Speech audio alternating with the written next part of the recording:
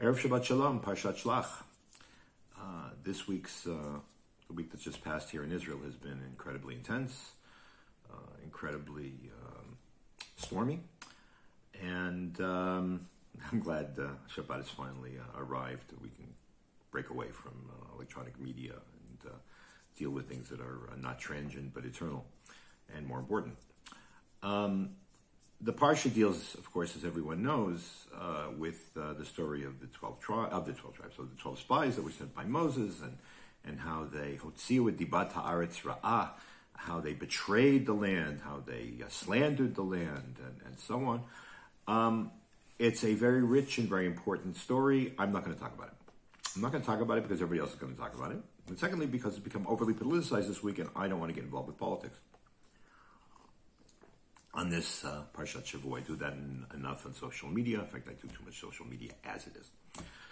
I want to talk about the end of the Parsha. I want to talk about, in fact, one half a verse at the end of the Parsha. The Parsha ends with a discussion of the mitzvah tzitzit, that on every four-cornered garment, a person is supposed to put a fringe. There are all kinds of discussions how it's supposed to be tied and so on. And that on that fringe is supposed to be a thread of blue dyed thread, hakanaf patil techelet. There is a long discussion whether it's required or not. I hopefully come to that in a couple of minutes. But before I do, I want to acknowledge in advance that what I'm about to say is inspired.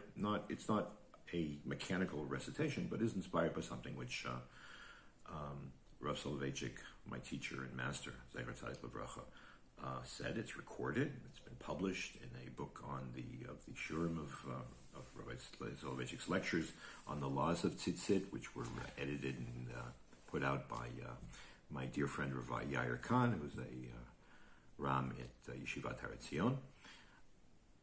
I emphasize that not only because I'm a fanatic believer in citing my sources and not pretending that I guess something which is new is something which is not new is actually mine or novel.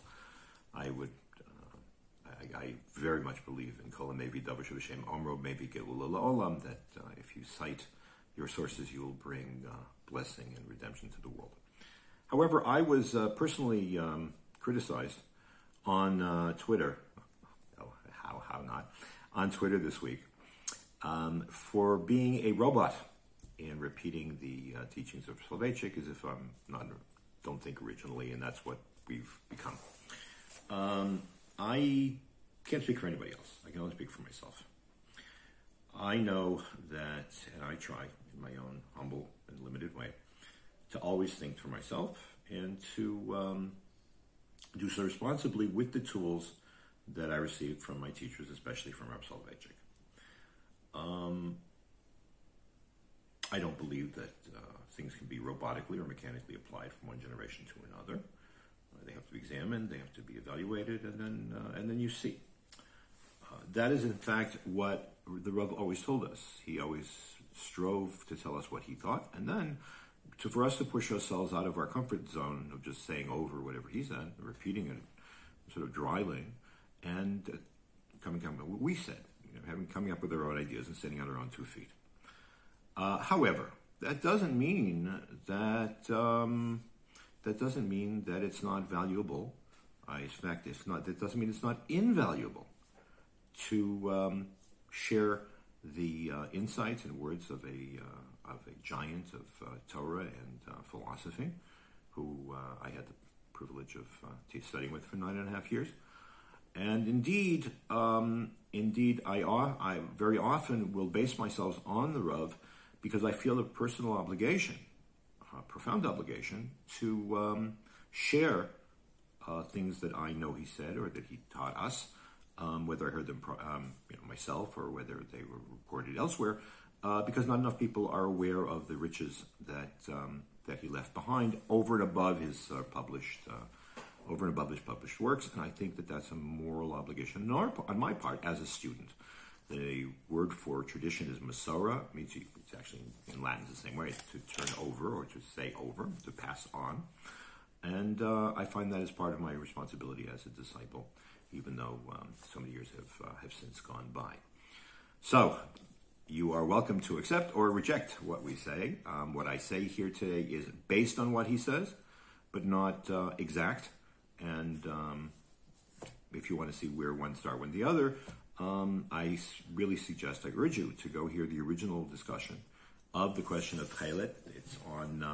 It's available on the Bergen County Beit Midrash site. It's under Sheva Brachas Tcheles V'Lavan 1977. A Hebrew version is available in this volume. I'll show you the volume even. Here's the volume. Okay, and then you can take it from there. Okay, that's a 5-minute introduction for a 20-minute Dvar Torah. All right, let's get down to it. The Torah says that you are supposed to put on the tzitzit hakanaf betil tchelet. On tzitzit hakanaf, on the fringe, which is on the corner of the garment, you have to put a strand of blue. Now, this strand of blue comes from a mollusk which has recently been re-identified, and is easily available. It was gone for a long time. It's only recently that the method of extracting from this called the murex trunculus, the way of extracting the color from this mollusk was only recently retrieved and was gone for many generations. I wouldn't have. Interestingly, it's one of those cases where I rather suspect that I have made up my own mind against what Rav Soloveitchik would have said. Rav Soloveitchik was very much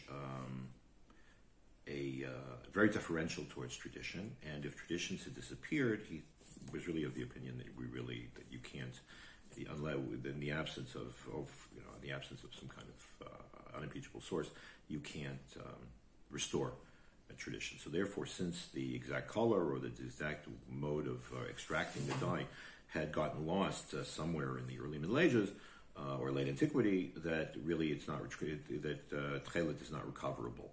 And this was a position that was adopted by his great-grandfather.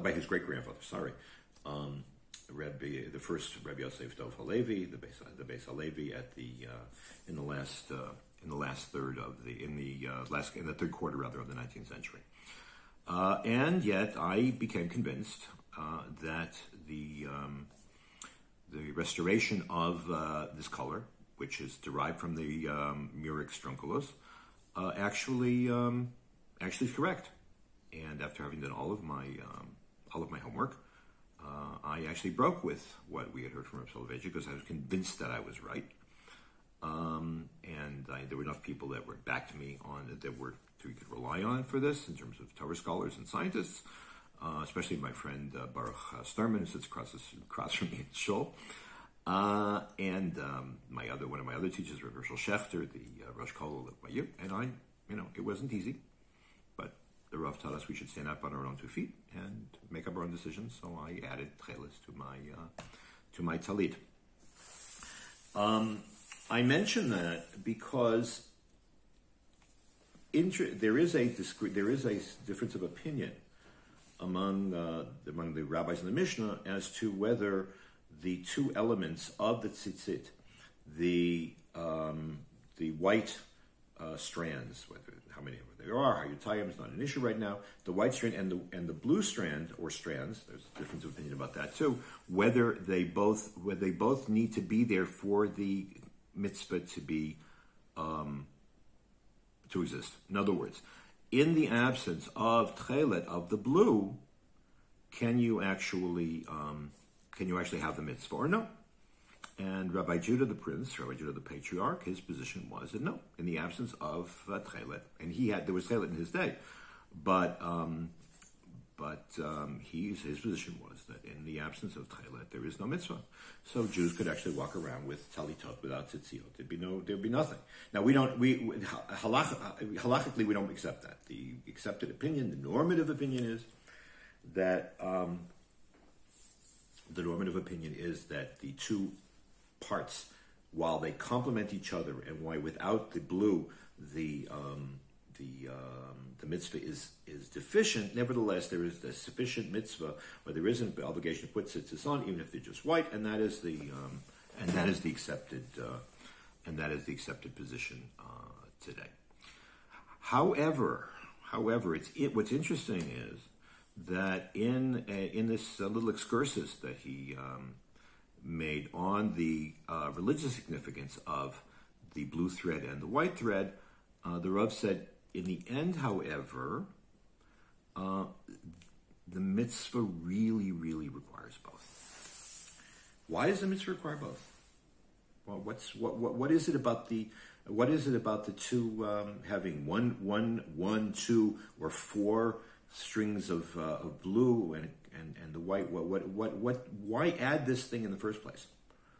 So it's interesting. Obviously, blue, by the way, and historically, blue dye or purple dye, which is another way that the same extract from the mollusk comes out, was one of the most expensive dyes in the Mediterranean world. So why was it necessary to?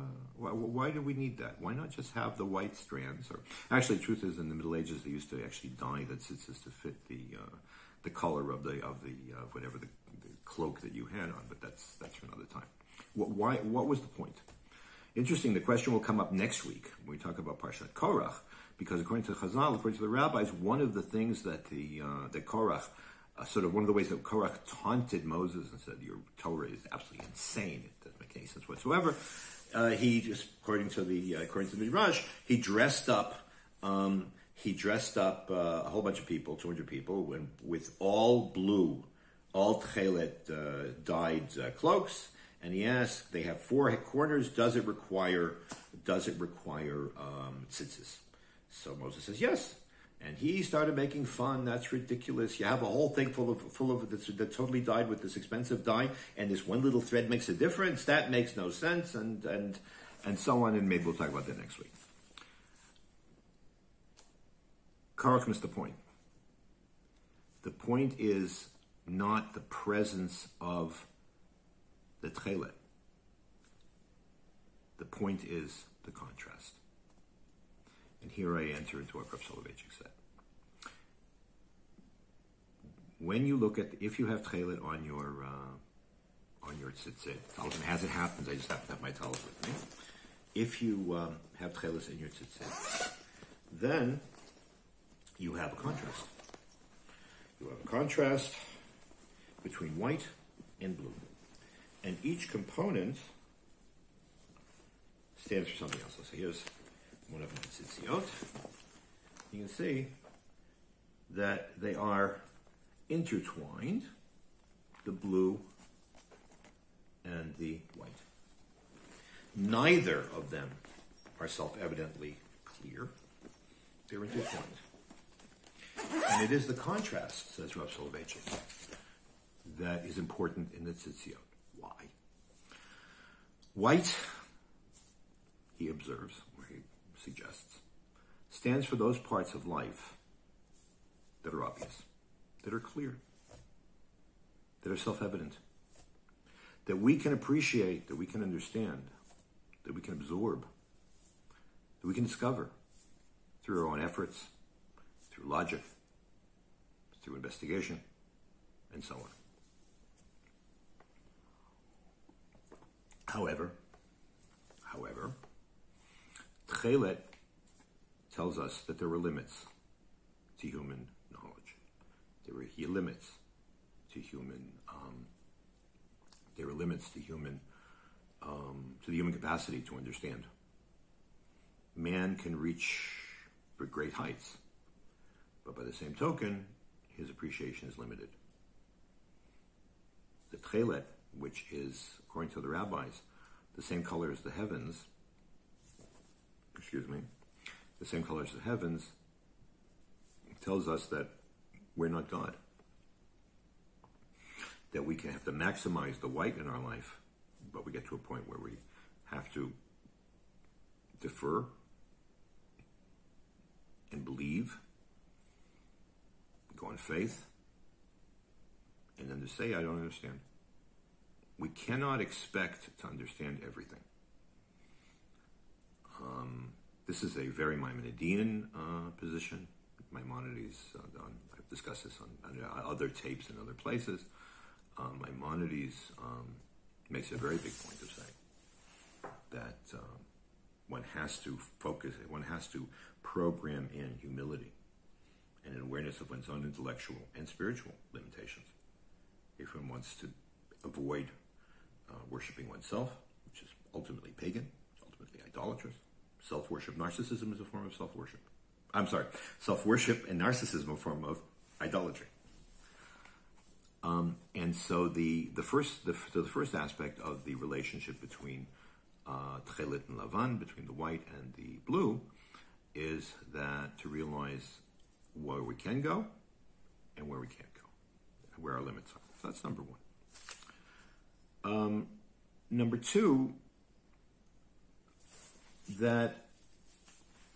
so what does tzitzit teach us? In other words, what are those limits, and what are you supposed to do in those when you see them? So here I will here again, Rav Soloveitchik observes, a Jew is obligated to defer to God and to believe. When things aren't clear, when we go through difficult times, that's the time when we don't understand. That's the time you hold fast to God, you hold fast to Torah, because the tzitzit reminds you of heaven. Ad kan, Rav Soloveitchik. I would like to add something of my own. One of the places where the contrast between tzitzit and lavan come to expression is in the Mishnah in the first chapter of Tractate Brachot. The Mishnah is discussing the question of at what point in the morning does one say Kriyat Shema? Does one recite the three passages of the Shema, which are basically acceptance of God's dominion and our assertion of our devotion to His kingdom. There were a number of different. Now, obviously, there weren't any clocks then. There were sundials. Sundials don't work at that hour in the first thing in the morning. The first mechanical clock was invented in the 14th century in Switzerland, of course. So, how do you know what's the earliest time to say Shema? So the Torah says when you get up, but that doesn't really help you because the assumption is that there must be some. It's not a matter of individuation, but everybody decides on their own. But rather, there must be a sort of a general or a sort of general principle or time when people largely get up. So the Mishnah says. The Mishnah offers a number of different opinions, and then there are more opinions than the Gemara that are cited. But anyways, one of them is that when there's enough light to be able to distinguish between lavan and tcheles, when you can, and there's enough light outside that you can distinguish between the light, the white in the tzitzis, and the blue in the tzitzis, that's the time to get up. That's a very profound image. Because during the nighttime, it's all dark. During the nighttime, you can't tell the difference between white and the blue at all. It's just all the same. When there's just enough light to be able to see that there's white and there's darkness, that's when you get up and you recite Shema, start your day by accepting God's kingdom. Nighttime in Judaism symbolizes galut, symbolizes a time of when you depend totally on faith because nothing seems clear. It's a scary time. The white, when the light comes and you start seeing the white, that would seem to me to indicate that it's when you have enough light to see the white, that means that I can start doing things. I can start acting. I can start, against the background of my faith, I can actually implement things. I don't have to be afraid anymore. And I can distinguish between white, that which I can do, and darkness, that which I can't do. The awareness of my ability to be able to do things to improve my situation or to achieve or whatever, to go out into the world and to realize myself as a free actor, and also always aware of the fact that there are limits through the tzitzit. That moment is when you accept God's kingdom, because Judaism is not a religion of withdrawal; it's a religion of action. So when you start saying Kriya Shema, when you can distinguish, when you can know the difference between what you can do and what you can't do, but there's enough light to really get going, because the story is not about withdrawal and meditation. The story is about action and mitzvot. But I think there's more to it than that. I think there's more to it than that. When you are looking at the tzitzit in the early light, or before that, you're hoping that you're yearning to be able to see the light. You're learning to be able to see the white. And then comes a little bit of light, which we're obligated to of whose use we're supposed to maximize. And to use that light to be able to get going. It's a little bit of light. It's not that much. But the minute there's a crack in the dark, how did Leonard say? What did Leonard Cohen say? That things are cracked, that's how the light gets in. The minute you have a little bit of light that breaks the darkness, you seize on it in order to act based on the faith experience you just had to do the right thing. Or to realize your dreams, or to realize yourself, or to serve God. We've all just recently come through, that's a bunch of rabbis announced this is a Shabbat of Thanksgiving, that we've gone through the war, we've gone through Corona, at least here in Israel. The rest of the world is also coming out of the pandemic. That we're beginning to see the light. And therefore, this week, this Shabbat is actually the most appropriate for it. But I think that the lesson is actually deeper, because now we can all see that the light is here, and we're getting out, and the war is over, and very nice. It's the ability to be able to see that first crack of light and to say, "Oh, the darkness is beginning to dissipate. Now is the time to act. Now is the time to act on the faith that I accumulated in order to do something." It's to use that little bit of light and to maximize it that I think is the major lesson here. And the truth of the matter is that so the inspiration that I take from the time of Corona and time of war is not what we're doing now. It's the way that the expectation of the light and the faith that it would end, and that we'd go on and rebuild our lives, secure in the knowledge that we got through the darkness and that the light would come, that we could distinguish between blue and white. I think that's where that first crack of dawn, which you see in the distance, that it's that light which illuminates the white and contrasts the dark, which is the lesson of Corona, it's the lesson of the war, and I think it's the lesson of this Parshat. Thank you for listening.